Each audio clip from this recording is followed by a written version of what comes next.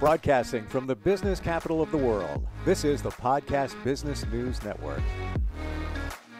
I always love talking with her. She knows energy healing, she knows astrology, she knows crystals, and she also does readings with tarot cards or oracle cards. I'm not sure which, but we'll dig into that in a second. Sheinata Carn Hall joins us again. How are you doing today, Sheinata?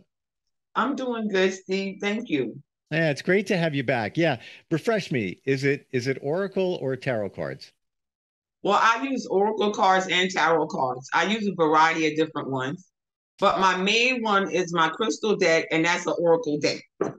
Gotcha. And I've often heard that they're less, call it dark, than traditional tarot cards. Am I right in saying that? No, because the oracle cards, they give you information that's going on in your life on a more spiritual, deeper, transformational level. It helps you understand that. And the tarot, the Rider-Waite tarot, which is the original tarot card deck, that particular deck, it tells you any position that you can play in the game of life. So we got the minor arcana, and the minor arcana, they mark the major milestones that we accomplish in the cycle of our life. And then we have the court cards. And those cards, they tell about the different people in our life, the different experiences that we may have. So it's not necessarily dark. It's actually very informative, and it helps people to understand what's really going on so that they can be able to find their direction in a more powerful and positive way. Gotcha. All right. And by the way, we can do a reading for you. Instantfeedbacksteve@gmail.com if you want to reach out. Yep. You just send us some information, your name, maybe you had a question, and Sheinata will hit that up with the cards. Now, astrology is another thing that you offer people and some insight on that. I know that we're in a Mercury retrograde, which should be over. I'm pretty sure it's October 3rd. I don't know what's going on. In my world, this has been a crazy retrograde, like just craziness going on. Is it me, or would you say, based on you looking at the planets and everything involved, that this has been a little more challenging one than other retrogrades? Yes, I feel like this one is more challenging. And I feel like it's more challenging because of the cycle that we're in right now. We're going into a new higher vibrational cycle, which this cycle is called a golden age. And just like we have 4 seasons on the planet Earth, we have 4 cycles that she goes through as she's trajecting through space around the sun. And so we're going into the golden age now. And so it's going to help us to become more enlightened. We're going to tap into more of our senses and the things that are inside of us that lay dormant that could be very powerful to help us manifest the life that we want. As humans, we're starting to go through that cycle now. And that's why you see the tarot cards popping up. That's why you see more people wanting to know about crystals and stones. Yep. So it's going to get very interesting. What's your prediction for that type of metaphysical stuff to really kick up and become as close to mainstream as you think it will? What are your feelings on that? I think it's going to continue to grow. It's going to continue to evolve because I remember when I first started messing with crystals and stones, and I see what's happening now. Sometimes I do pop-ups. I have a line people waiting to get tarot card readings. You go to YouTube, you see so many people with tarot card channels. It's a lot of people that's into crystals and stones. Like I would have crystal parties. I did that for a while where I would meet up with people and we would talk about the crystals and the stones. So it's like on a deeper level, I feel like we're all moving toward that direction because we are on the planet. So when the planet goes through her different cycles and her different phases, being that we're on the planet, we're going to go through a certain cycle and phase. And so this particular Mercury retrograde is is much stronger, more challenging because we're going through things on a personal level, but we're also breaking the cycle of the past and moving into the golden age.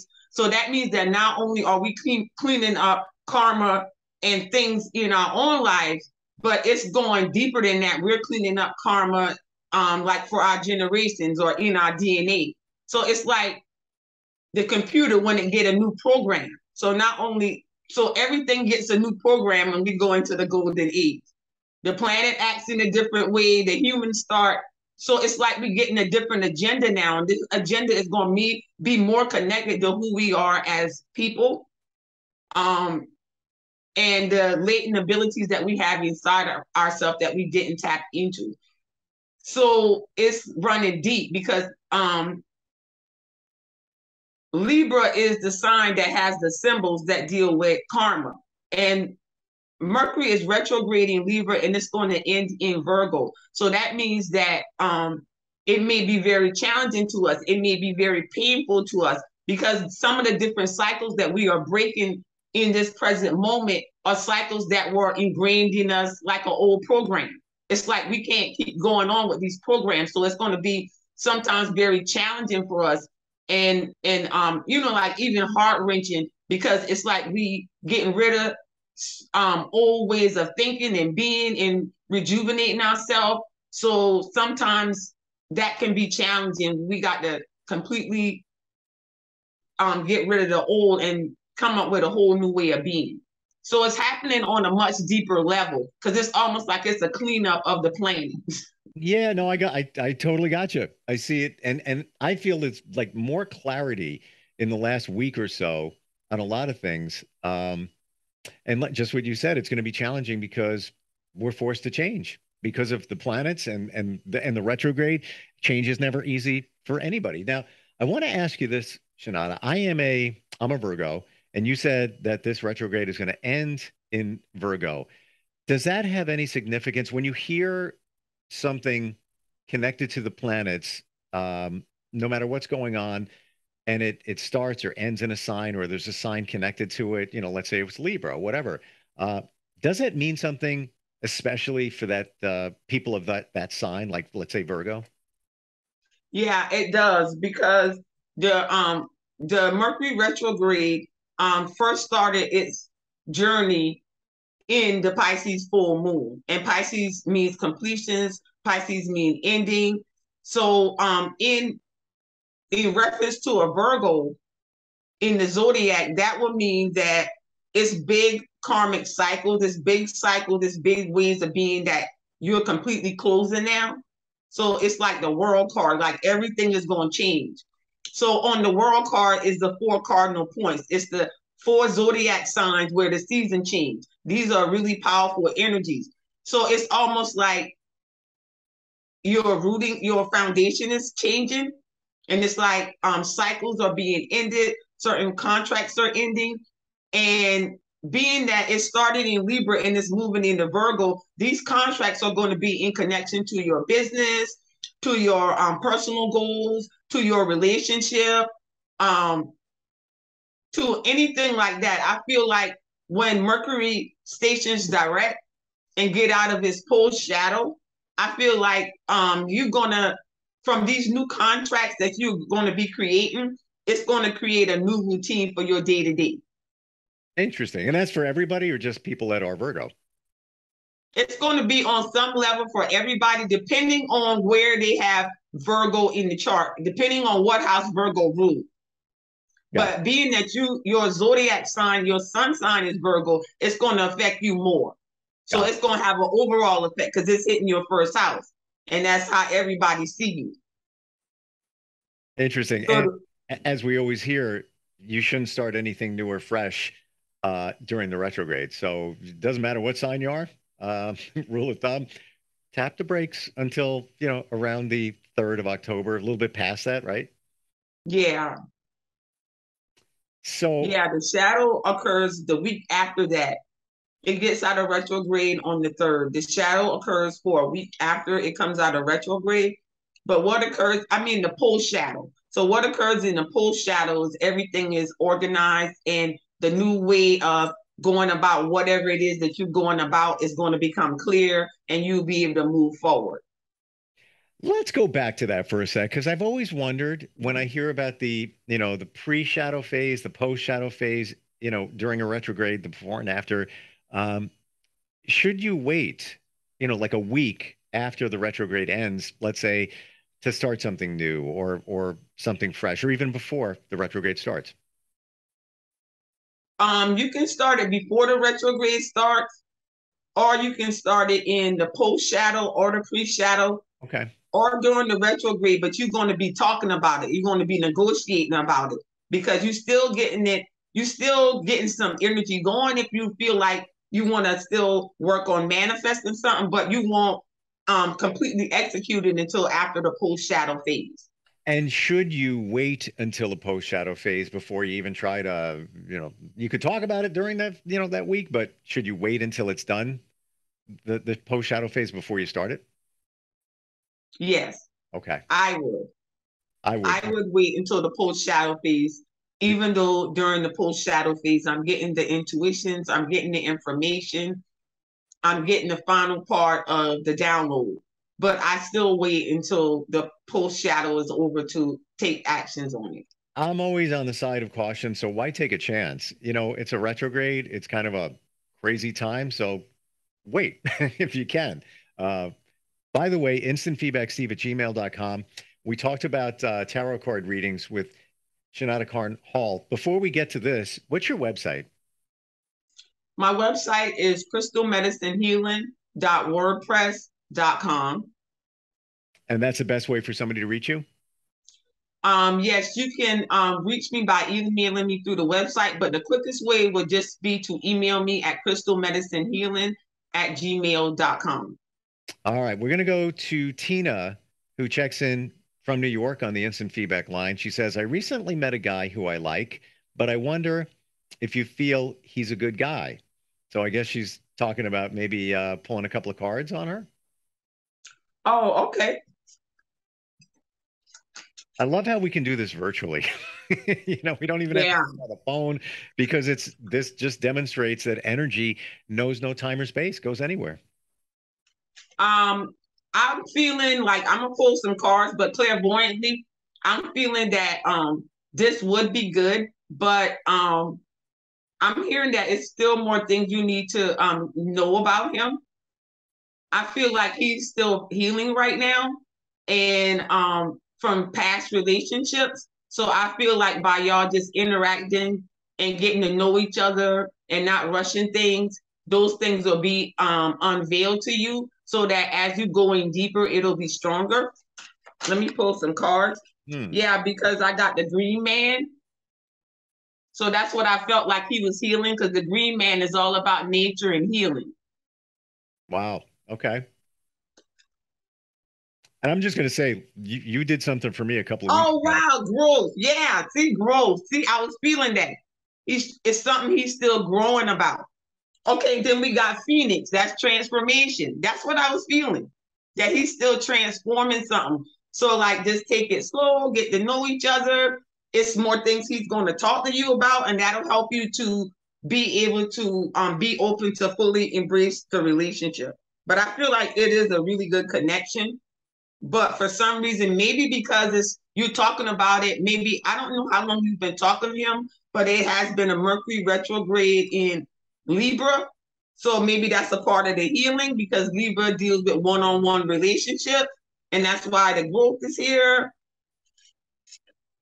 And the Phoenix, the transformation. I feel like it's all good, but it's like take it slow and make sure you leave space for him to be open and communicate himself. And I feel like it's going to be like really good. Wow.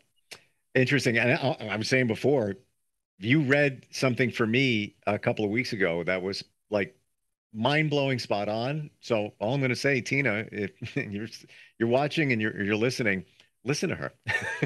Thank you. She's good. Thank you. So when you do a reading, how specific does the person you're reading have to get? Do they have to pose let's say, a direct question to you before you can do it? Or can they just kind of be basic and then you can dig in and they can tell you whether, yeah, that's right, that's wrong? No, they can just tell me they want a reading, and that's when I was saying about the general reading. So the general reading, when people get general readings from me, I pull the cards and I just start telling them what's going on in what I see in the cards that's happening in their life experience. And then sometimes I go, like if it's a 30-minute reading, sometimes I do the reading for 25 minutes and I leave 5 minutes at the end in case they have questions or clarification. They need clarification on something. But most of the time, I already answer all the questions in the reading itself. So the general one is when I pull the cards and I share the information. I really don't have to have anything particular about the person. They can tell me their name if they want to. I don't need a birthday. I can just kind of like tap in, being that they want it with their free will. It's some kind of energy exchange that takes place, and I'm able to share the information that's most important to them at that moment. What I love about the way you do readings is you get right to the point and it's like crystal clear. There's no, gray area. It's like this is this, this is that. I got this card, that's what it means. And I've seen and had readings in the past where somebody will pull a card and it's almost as if they're reading, like literally reading what the card means. And you're like, what did she just say? Like you're right there. Focused, done, on to the next thing. Well, see, this is like, it's like, for me, it depends on in what way people got onto it. But for me, I started, remember, I started working with my gifts first because I didn't get my original crystal deck to do tarot card readings. I wanted to do energy healing. I wanted to work with people with crystals and stones. I take people on nature walks. So it's by happenstance, but I focus on it because I'm good at it and people like to get readings from me, Sure. And I'm like, so I gained more focus on it over time, but it wasn't particularly like one of the main gifts. So I think that I'm able to look at just the card and get a message because I worked on my clairvoyance ability. I opened up my third eye. So I was already in tune with trusting my intuition. And sometimes people have to learn to, it's something you got to grow, like you learn how to ride a bike and you get good at it. So some people, maybe their intuition is still growing. Do you feel that your third eye is always open, or do you have to physically or within yourself open it up to receive information? I feel like it's always open because I can just go and ask the question and think of it and leave myself open and I'll get the answer. So I feel like it's always open, but it can get dirty. So I do certain things, weekly or monthly, which one of the things is a sea salt bath, like going to the ocean, um, like submerging ourselves in the ocean water. The salt, that's something from nature. So it naturally cleans our aura, it cleans our third eye. So I will take sea salt baths sometime. I also take certain vitamins and minerals and herbs for my extrasensory strength. So I take gotu kola and ginkgo, and this is for the mind. So it's for the third eye, the pineal gland. It's for these types of things. And then I in the wintertime, I do this a certain time of the year, and it's usually when the winter solstice, and I'll gather some poplar bark. And poplar bark is for the pineal, it's for here. So it's for the pineal gland. And you drink it as a tea, the bark. And so it's different stuff I do. But they're all things from nature. Sometimes I'll meditate with my lapis lazuli stone or the blue stones that are connected with the third eye. So you just mentioned before healing with crystals, and I want to share with you, Sheinata, that I had a Reiki session. It was a friend of a friend just the other day, and it was also a chakra cleansing and balancing session. And I was laying down, and she put crystals on different parts of my body, I guess on the chakras. I've never seen that done before. Explain how that works. Okay, so the crystals being put on the various chakra points on your body, what it does is when you put the crystal on it, the crystal has a certain way of interacting with the chakra because the crystal has its own unique code that the different chakras recognize because those codes are inside of us. So the crystal, by putting it on particular chakras, depending on what relation the crystal is to that chakra, what it'll do is first it'll draw out any lower vibrational energy, and then it'll balance the chakra, and then it infuses the chakra and activates the chakra with positive energy, so the chakra becomes strong again. Interesting. And I got to tell you, I fell asleep. Like, Yeah, it's very relaxing. It's oh my very God. relaxing. Oh, And so putting the crystals on the chakras and clearing the chakras, what that does is it's kind of like we got an invisible cord, because even though we got the 7 chakras, we got an earth star chakra, we got a chakra that connects us to the planet itself, and we have a chakra above our crown chakra that connects us to the cosmos. And so when we bring our chakras into alignment and clear them, it makes it that much easier for us to be connected and be able to trust our intuitions, get the proper messages, feel confident about the different things that we're moving towards, feel like we're in alignment with whatever it is that we need to do. If we're not in alignment with it, the chakra, being that we just cleared the chakra, we'll start feeling differently about it. So it kind of helps us balance and connect. wow. All right. She was so busy working on me, and then it took like a couple of hours, including my nap. So I didn't want to ask too many questions, and it was a favor that working on me. But thank you for clarifying that and clearing that up, because I had no idea. I've never seen that done before with the crystals on top of the chakras. When it comes to astrology, what can you offer people? Can you do, like, a lot of astrologers do natal chart readings? What kind of stuff do you do? Well, I do birth chart readings based on, but I don't do, I'll do the birth chart reading and I'll pull up the chart and you'll see exactly where the planets are, but mine are interpretation. So I use the information that I receive through my clairvoyance.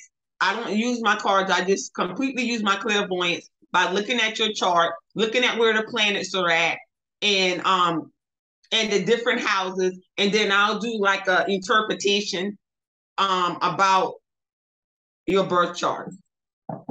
And what kind of information can you pull from that? Um, I would be able to pull up the strengths that you have inside of yourself, your weaknesses. I would be able to pull up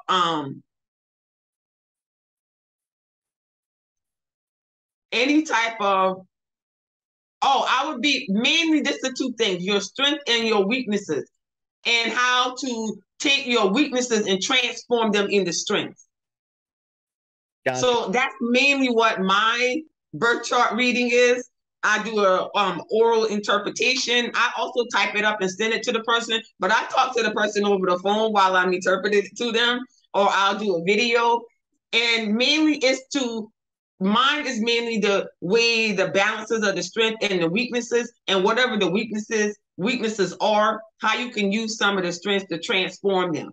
Because in the birth chart itself, when we can transform the weaknesses, then it's easier for us to fulfill our life purpose. But the weaknesses are there because they're going to show us what we're most acceptable to. What about a timeline? And we have just a minute or two left, but can you pinpoint, let's say somebody's going to have abundance coming to them in their life, or changes. I've often heard that astrology is nothing more, and I'm not minimizing it, but nothing more than just a timeline where the planets are telling you what's going to happen along the path of your life. Yeah, it's definitely the blueprint of our life. Yeah, exactly. I mean, I had an astrologer tell me last February, so not this year, but the February before, and she said, "Oh yeah, you're gonna see some abundance come your way. Definitely some changes coming at the end of the year, like November, right around there." It was exactly right. She was right on. Yeah. Yeah, it's amazing. And just by giving basic information like your name, where you're born, doesn't have to be specific where you were born, and the time you were born. Is that the info that you need to create a chart? Yes. Uh-huh. Wow. That's the information that I need to create the chart, and it'll tell everything about you. What is your favorite thing to do? Is it astrology? Is it tarot card readings? What is it for you? What do you, I mean, whatever anybody needs, but what do you feel inside like, yeah, I love doing that? It would be tarot card readings and crystal healing and crystal work. Yeah. Because it's always interesting to see what the crystal is going to do, what it's going to help the person do, what kind of information the crystal is going to share with me. So number one, the crystals, but my main deck is the Oracle deck. It got crystals and stones on it. Yeah. It's just interesting how those little crystals and stones is like full of information. They're like computer chips. And if you know how to access them, you can find out a lot about life without picking up a book, without, like I read some books, but you can just tap into the Akashic record and it's like information that sits there and it's all that ever will happen in this universe and everything that ever did happen. And so the crystals help me to unlock certain aspects of myself where I can tap into that information and then I can trust it. So I would say like playing with my crystals. Crystals and the tarot card readings, because I really feel that you have an amazing talent for that in terms of accuracy, the way you present it. It's unlike anything I've ever seen before, Sheinata. Like good stuff. Yeah, I learned a lot through doing the tarot card readings with people. I learned a whole lot, so I love the tarot card readings too. And I always get like a rush of energy when I just did a reading for somebody.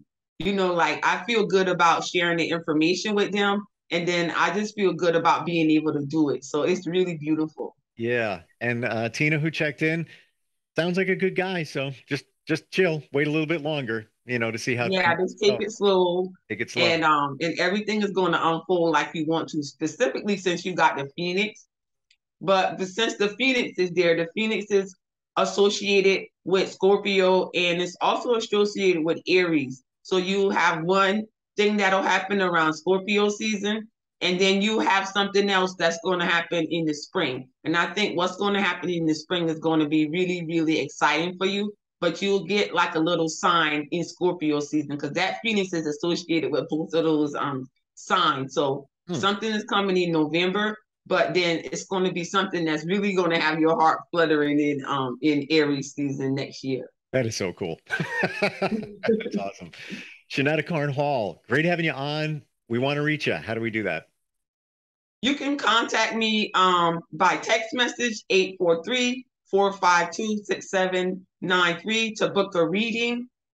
You can also go to my website to book a reading or a service at crystalmedicinehealing.wordpress.com. You can follow me on Instagram at Sheinata Carn Hall and on Facebook at Crystal Medicine Healing.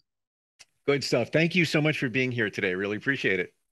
Are you looking for even more of the podcasts and hosts that you love? The Podcast Business News Network is proud to announce that you now have even more ways to listen live. Check out the MyTuner Radio, online radio box, and Simple Radio apps on iOS and Android, or find us online. Search for Business News Network on mytuner-radio.com or search Podcast Business News Network on streama.com and onlineradiobox.com/US. Take your podcast on the go and don't miss a minute of the action.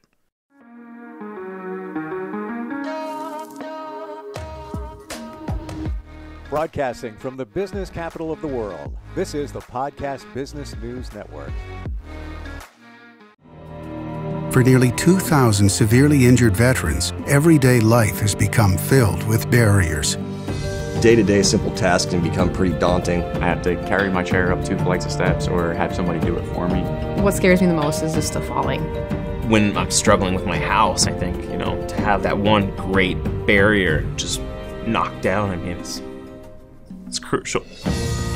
Home for Our Troops is a wonderful nonprofit that builds a mortgage-free, fully adaptive, handicap-accessible house. And there's no catch. It'll be our very first home that we've ever owned. This is a game changer. This is where your life begins again.